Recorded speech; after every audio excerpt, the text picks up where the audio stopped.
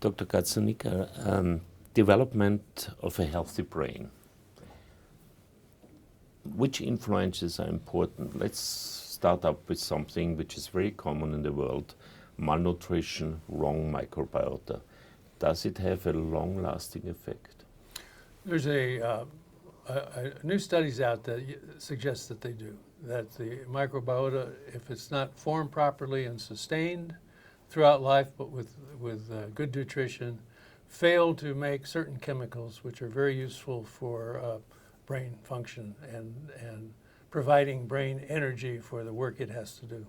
Is it important in childhood only, or any time of our life cycle? Yeah, people would say that it's important, certainly in childhood, certainly the first 1,000 days, it's hugely important. But that the importance of it can go all the way out to the third decade, 30 years old.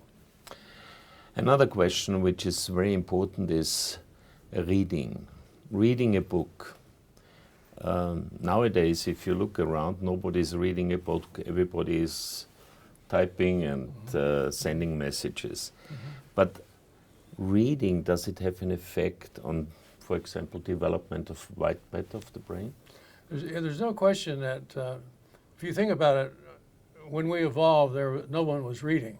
So this is a new skill we humans have to learn. And the parts of the brain that are active in reading can be developing normally or not normally. And so we can now detect that through brain imaging technologies. This is work going on at Stanford University.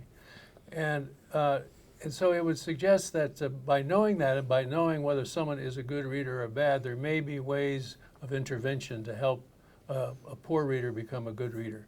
To your question of whether all of our addiction to the iPhone is preventing us from sustained reading skill is a concern I know lots of people have.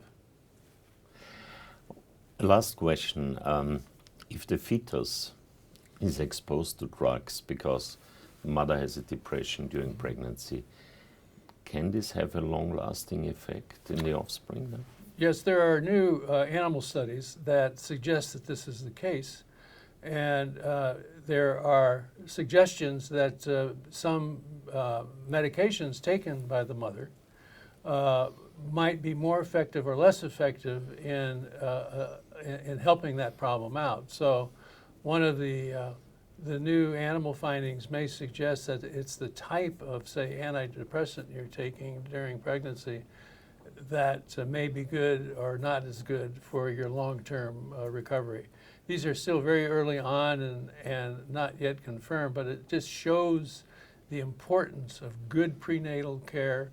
Advances are being made all the time, and you might want to make sure you're in a medical situation where everybody is up to date on the new medical capacities that are available. Thank you very much.